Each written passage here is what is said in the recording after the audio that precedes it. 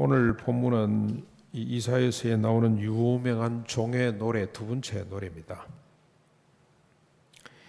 이 노래는 성경의 핵심 내용이자 신앙의 실체를 담고 있습니다.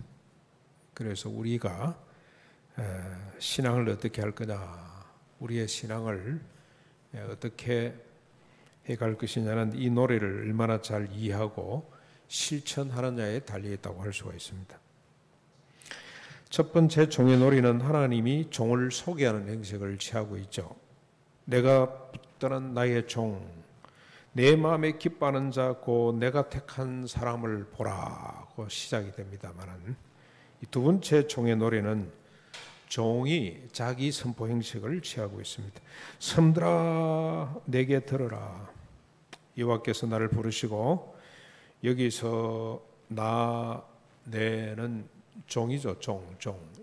섬들아 내게 들어라. 이 나는 그리스도를 말합니다.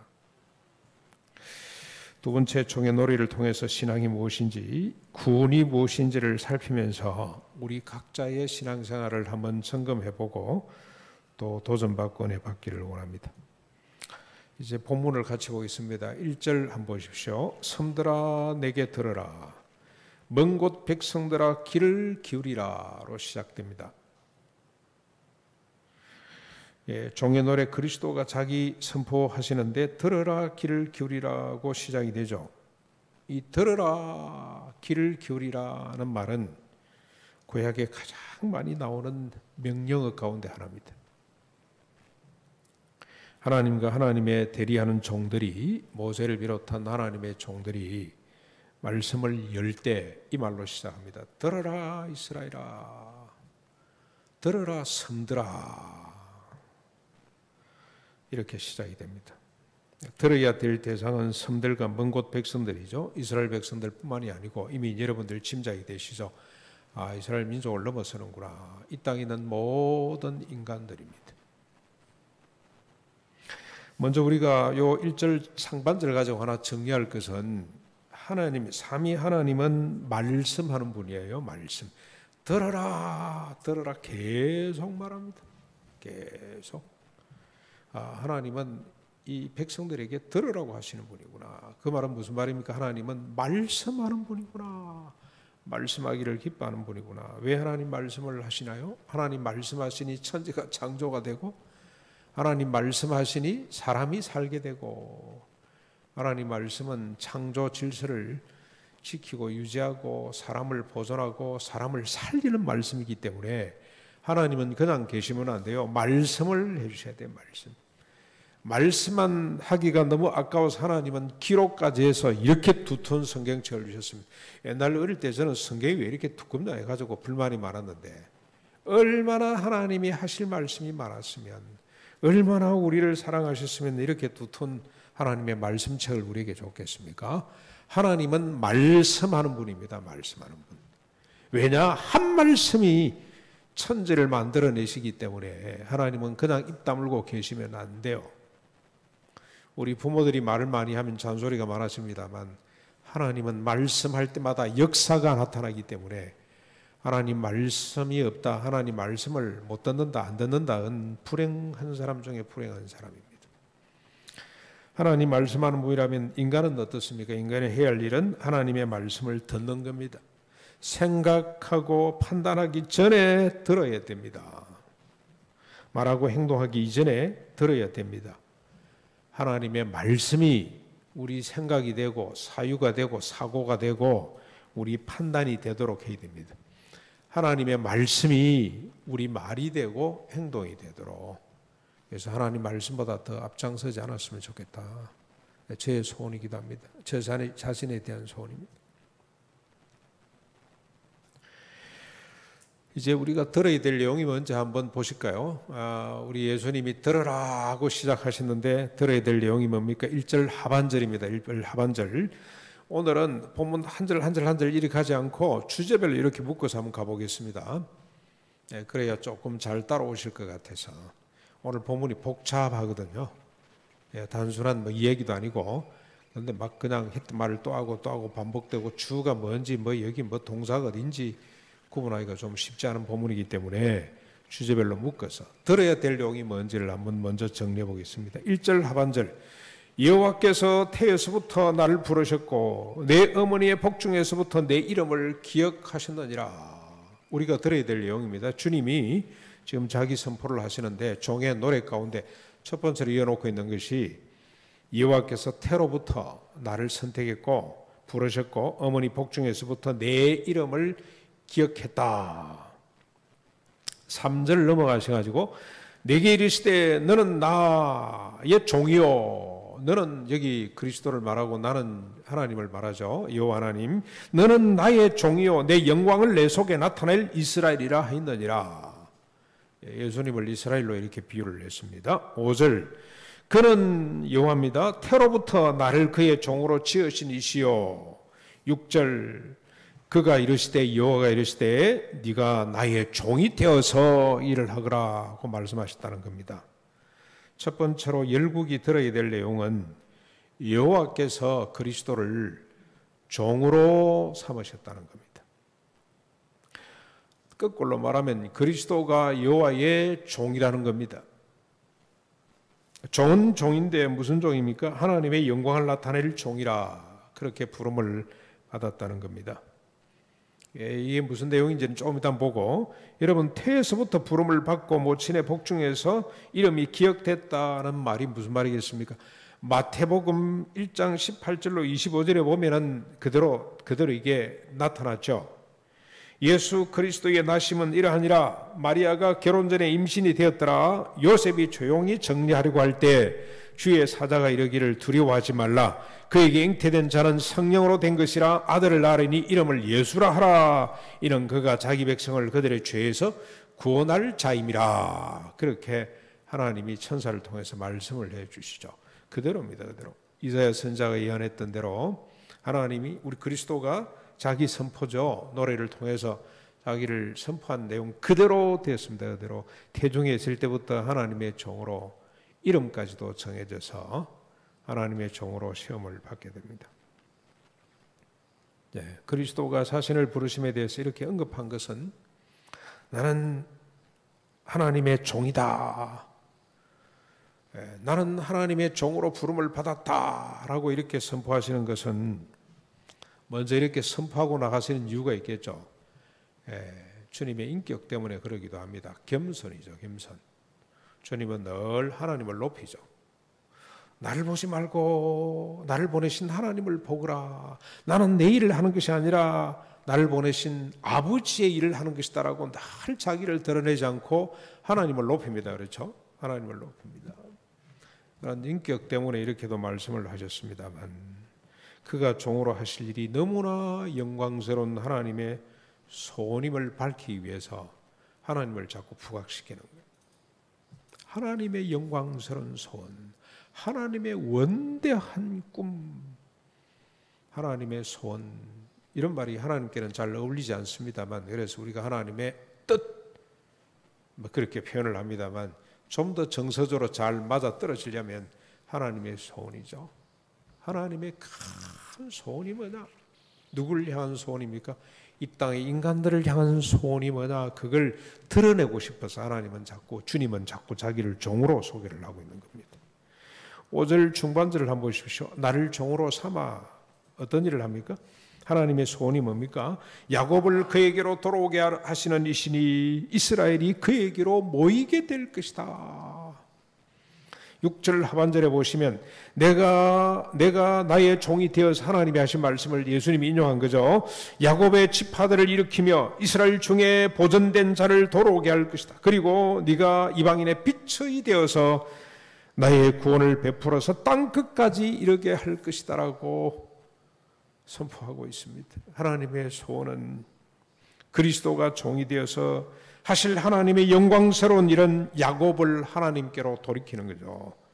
그리고 이스라엘 하나님께로 모으는 일, 그뿐만이 아니고 열국까지 하나님께로 돌아오게 하는 일입니다.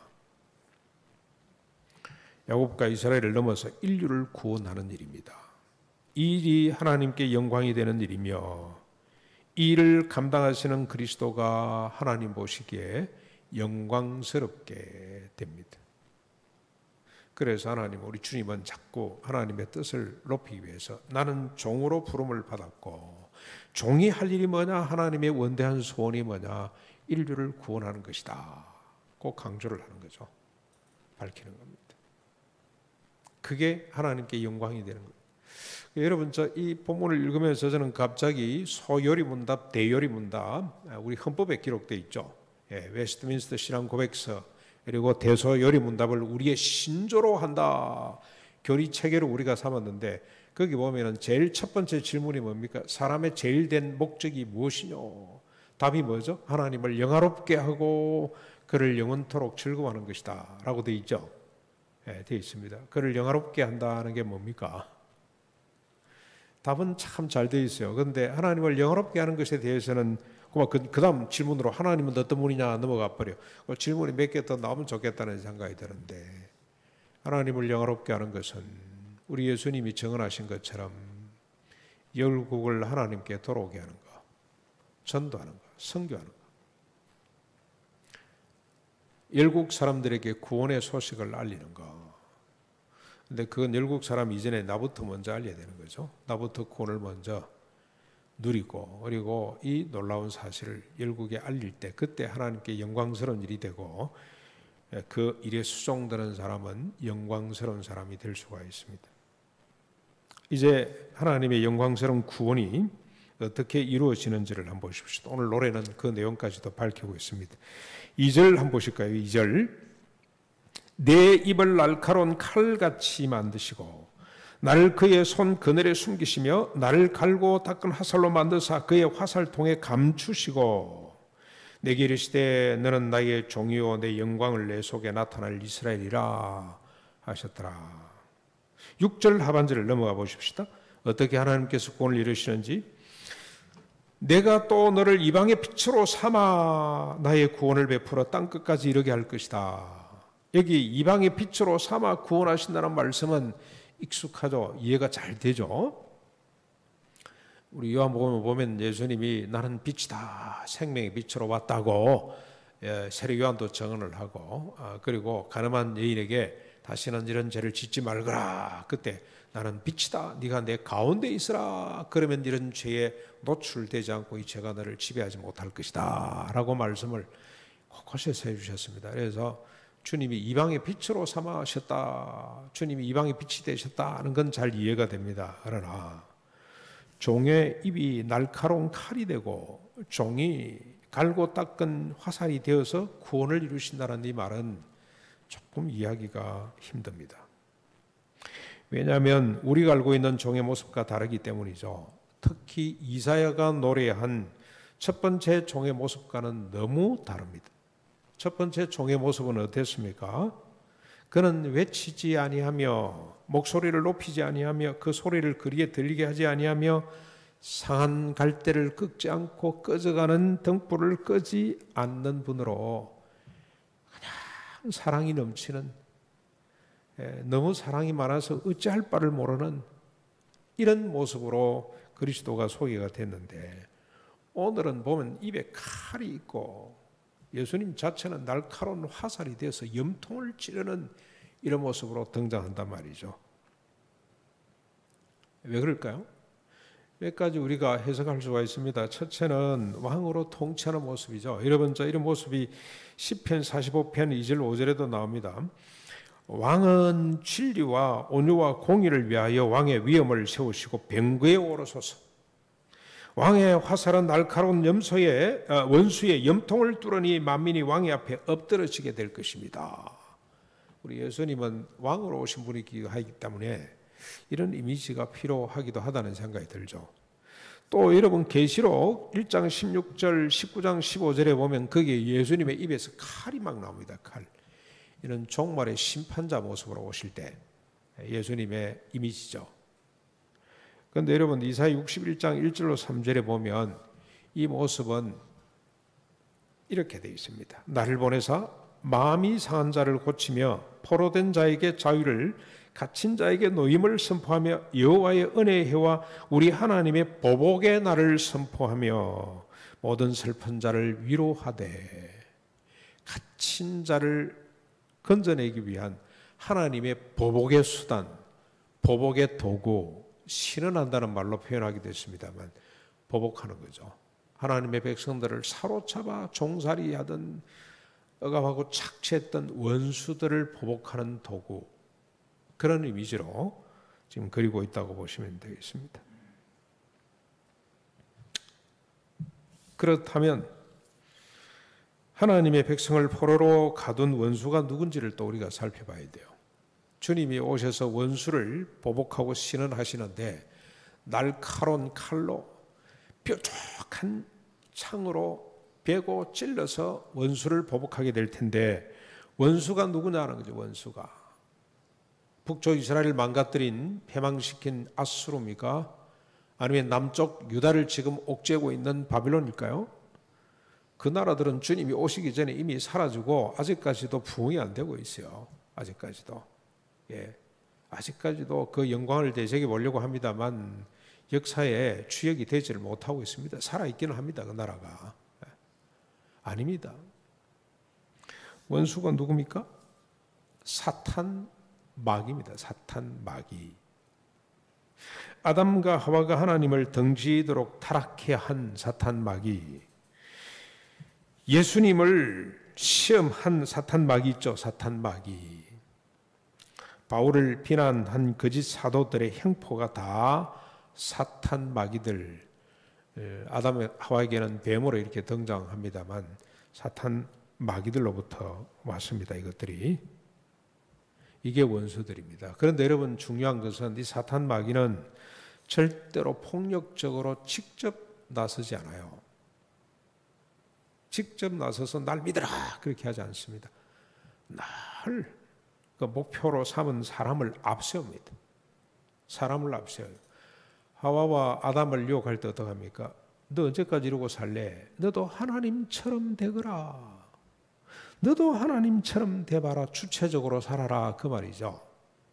예수님을 시험할 때 어떡합니까? 돌로 떡덩이 만들어서 세상 사람들에게 한번 존경받고 인기를 얻고 세상 사람들의 마음을 사봐라. 나한테 절하면 천하 만국을 내한테 다 쳐볼게. 그렇게 유혹을 하죠. 네. 그리고 바울을 비판했던 이 거짓 사도들을 어떻게 매수합니까? 네가 민족의 신앙을 책임지거라. 그렇게 매수를 합니다. 결국 자기 자랑이죠. 자기 자랑. 자기 만족, 자기 높임으로 유혹을 합니다. 절대로 사탄이 나를 따라오너라 그렇게 하지 않습니다. 네가 네 자신을 높이라. 네 자신이 높아져라. 네 이름을 천하 만국에 내거라. 네 권세를 천하 만국에 떨치거라. 그렇게 늘 유혹을 합니다. 그러므로 종이 칼과 화살이 되어서 베고 찌르고 하는 것은 사탄 마귀로부터 촉발된 자기 자랑이죠. 자기 만족, 자기 교만, 자기 높음. 이걸 치신다는 겁니다. 그래서 이 무기는 감춰져 있습니다. 감춰져 있어요. 주님은 한 번도 칼과 화살로 인간을 베거나 뚫은 적이 없고 그렇다고 사탄 마귀를 찌르거나 벤 적이 없습니다. 주님은 오직 고난의 십자가, 치욕의 십자가를 졌을 뿐입니다. 그 십자가가 칼이 되고 화살이 되었습니다. 그 십자가를 근거로 주님이 제자들에게 뭘 요구합니까? 그게 칼이 되고 창이 되어서 찌르고 쪼갰단 말이죠. 그래서 주는 그리스도시요 살아계신 하나님의 아들입니다라고 고백한 제자들에게 뭘 요구합니까? 십자가 부활을 근거로 해서 니를 부정하거라 하고 나와요. 니를 부정하거라. 그리고 네 십자가를 짊어지거라. 그렇게 주님이 요구를 했습니다. 이상이 섬들과 먼 곳 백성들이 듣고 귀를 기울여야 될 종의 노래입니다. 하나님의 소원이며 약속이며 하나님의 명령입니다. 우리가 귀담아 들어야 될 노래의 내용입니다. 그런데 여러분, 이 노래에 대해서 사람들의 반응이 궁금하죠. 이 노래를 듣고 사람들이 어떤 반응을 보일까? 사람들은 이 노래를 듣지도 이해하지도 못합니다. 정도 주님도 사람들의 반응을 미리 알고 실망하신 내용이 나오죠. 4절에 보면 재미있는 말이 하나 나옵니다. 실망합니다. 그러나 하나님의 종이기 때문에 실망으로 끝나지 않습니다. 오히려 소망을 가지고 결과를 하나님께 맡기는 내용이 나옵니다. 여러분 4절에 한번 보십시오. 종의 실망과 소망이 뭔지. 그러나 4절입니다. 나는 말하기를 내가 헛되이 수고하였으며 무익하게 공연히 내 힘을 다하였다 하였도다. 사탄 마귀를 잡기 위해서 주님이 하신 일, 이거 사람들이 이해를 못하는 거잖아요. 그렇죠? 주님이 날카로운 칼이 되고 뾰족한 화살이 돼서 원수를 보복하는데 이거 사람들이 이해를 잘 못해요. 그래서 내가 공연히 이 짓을 했나 하고 후회를 합니다만 참으로라고 되어 있습니다. 그러나 나에 대한 판단이 여호와께 있고 나의 보응이 나의 하나님께 있느니라. 종의 실망은 헛되이 수고했으며 공연히 힘을 다했다는 것입니다. 사람들이 하나님의 구원을 받아들이지 못하기 때문에 그렇죠. 제자들도 주님의 십자가 부활을 받아들이지 못했습니다. 자기 부인과 자기 십자가를 치라는 말은 아예 이해조차도 못했어요. 작은 자가 큰 자며 섬기는 자가 큰 자라고 2번, 3번 말씀했지만 귀등으로도 듣지 않았습니다. 여전히 누가 오른쪽 왼쪽에 앉을 것이냐 가지고 끝까지 다투었어요. 끝까지. 그러나 주님은 알았습니다. 실망스럽지만 주님은 알았습니다. 종에 대한 판단과 결과는 오직 하나님께만 있다는 거. 오직 하나님께 이루고 있지만 이들이 달라진다는 사실을 하나님에 의해서 달라진다. 지금까지는 아무것도 아닌 것 같지만 하나님의 원래 뜻은 이들이 달라진다는 걸 알고 기뻐하는 거죠. 그래서 종은 이렇게 외칩니다. 5절 하반절에 보시면 그러므로 내가 여호와 보시기에 영화롭게 되었으며 나의 하나님은 나의 힘이 되셨도다. 6절 중하반절에 보시면 야곱의 지파들을 일으키며 이스라엘 중에 보존된 자를 돌아오게 할 것은 매우 쉬운 일이라. 내가 볼 때는 절망으로 끝났지만 아무것도 성과가 없지만 하나님께서 이들을 돌아오게 하실 일이 반드시 있을 텐데 그건 하나님 보실 때는 너무 쉬운 일이다. 그 말입니다. 종의 자세죠. 종은 주님을 신뢰하기만 하면 됩니다. 인간을 일으키고 돌아오게 하는 일은 하나님께 속한 일입니다. 그 일은 하나님께 쉬운 일임을 믿고 고백하는 겁니다. 그러면 종은 여호와 보시기에 영원한 종이 될 수가 있습니다. 여러분 이 노래를 조금 더 이해하려면 예수님이 실제로 이 땅에 계실 때 이렇게 하셨던 말씀을 생각하면 됩니다. 이게 그대로 실현된 거거든요. 예수님이 마지막으로 유월절을 지키기 위해서 예루살렘에 올라가실 때죠. 올라가셨을 때 일입니다. 빌립이 찾아와서 예수님, 이방 사람들이 예수님을 찾습니다 라고 이야기를 하죠. 그때 예수님이 뭐라고 대답을 합니까? 인자가 영광 받을 때가 되었구나. 하나님이 종을 영화롭게 하신다 그랬잖아요. 그렇죠? 영광 받을 때가 되었다고 이야기를 합니다. 그러면서 어떻게 영광을 얻게 되는지를 주님이 설명을 해요. 어떻게 영광을 받습니까? 주님이. 하늘의 미랄이 땅에 떨어져 죽지 않으면 하늘 그대로 있고 죽으면 많은 열매를 맺는다. 자기 죽음에 대한 죽음의 의미가 무엇인지를 설명을 합니다. 그리고 난 다음에 주님이 또 말씀을 하세요. 요한복음 12장에 나오는 내용인데 27절, 28절에 뭐라고 이야기를 하시냐면 지금 내 마음이 괴로우니 무슨 말을 하리요? 아버지여 나를 구원하여 이때를 면하게 하여 주옵소서. 주님이 내가 이 고난의 잔을 피하게 해달라고 하는 기도와 비슷하죠. 그러나 내가 이를 위하여 이때에 왔나이다. 아버지여 아버지의 이름을 영광스럽게 하옵소서 하시니 이에 하늘에서 소리가 나서 이르되 네가 이미 영광스럽게 하였고 또 다시 영광스럽게 할 것이다 라고 말씀을 해 주십니다. 주님이 지금까지 쭉 사역을 해왔습니다만 주님이 보실 때 그리고 또 이 자기가 마지막 죽음으로 많은 열매를 맺게 하는 건데 이거 아무도 알아듣지를 못해서 실망하는 내용이죠. 그러나 내가 이를 위해서 왔기 때문에 주님이 나를 영광스럽게 하십시오. 주님이 약속하신 대로 이사야를 통해서 약속해 주신 대로 나를 영광스럽게 해 주십시오. 그랬더니 하나님이 이미 영광스럽게 했고 앞으로 또 영광스럽게 할 것이다. 지금까지 삶이 영광스러웠고 십자가 부활로 말미암아 또 나를 영광스럽게 할 것이다라고 주님이 말씀을 해주시는 겁니다.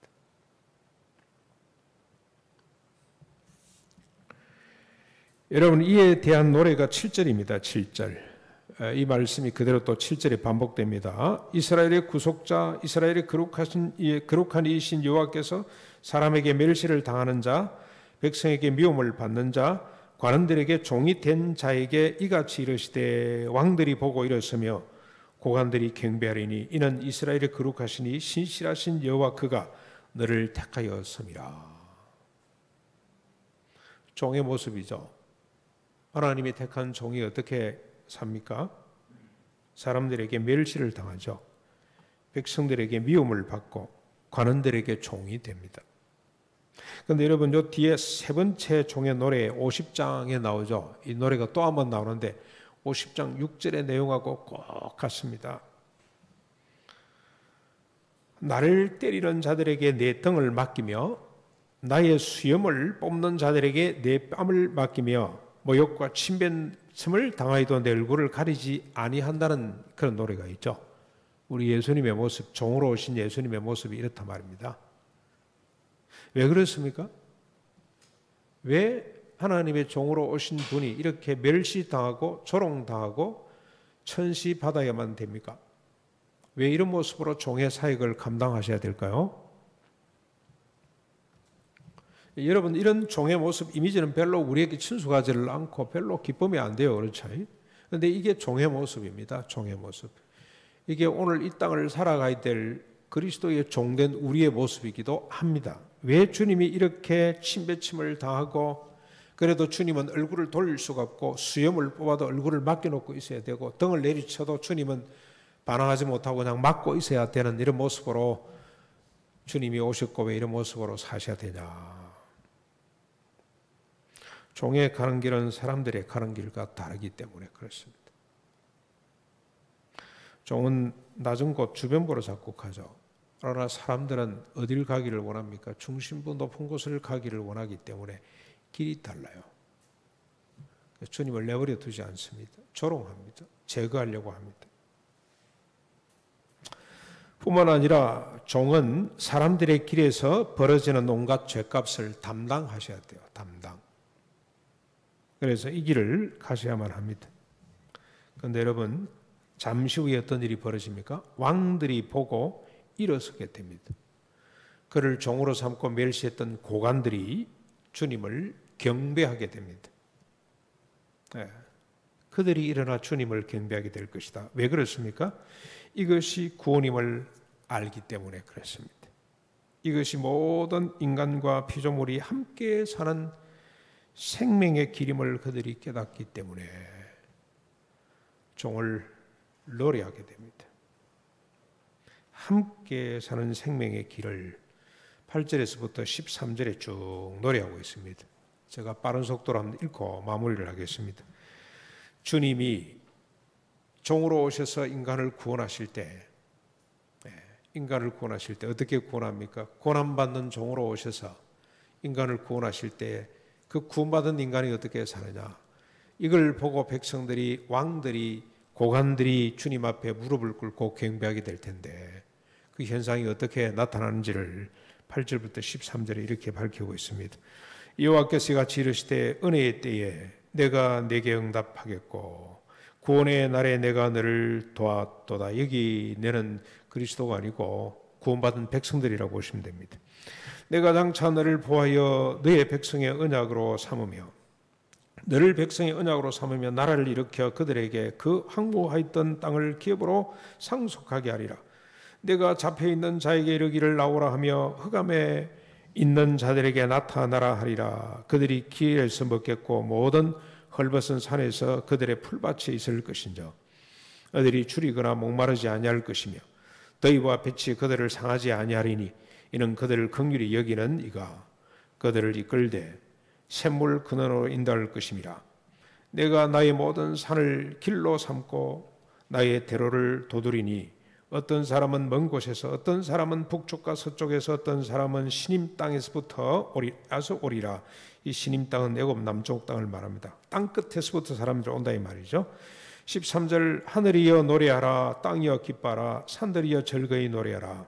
여호와께서 그의 백성을 위로하셨은즉 그의 고난당한 자를 긍휼히 여기실 것임이라. 하나님의 구원, 예수 그리스도 하나님의 종으로 말미암아 이루어질 새로운 세상, 구원받은 성도들의 삶의 모습이 이렇게 나타나고 있습니다. 하나님의 구원, 시온의 재건, 하나님의 나라 건설은 이런 모습으로 나타나는데 삼중적이죠. 삼중, 영적이고 정신적이고 육체적이고 인격적이고 문화예술적이고 정치 경제적으로 나타나게 된다. 이 실체를 우리가 초대교회 모습을 통해서 살펴보았습니다. 사랑하는 성도 여러분, 오늘 우리는 그리스도가 하나님의 종되었던 것처럼, 영광스러운 종되었던 것처럼 오늘 우리는 그리스도의 영광스러운 종입니다. 제자들이죠. 제자들, 종입니다. 주님이 부르신 이 노래를 우리가 불러야 됩니다. 주님이 가신 종의 길을 우리가 가야 됩니다. 그래서 하나님의 영광이 우리 가운데 나타나도록, 먼저 우리 가운데 나타나도록 우리를 통해서 하나님의 영광이 온 세상 가운데 드러날 수 있기를 바랍니다. 말씀을 생각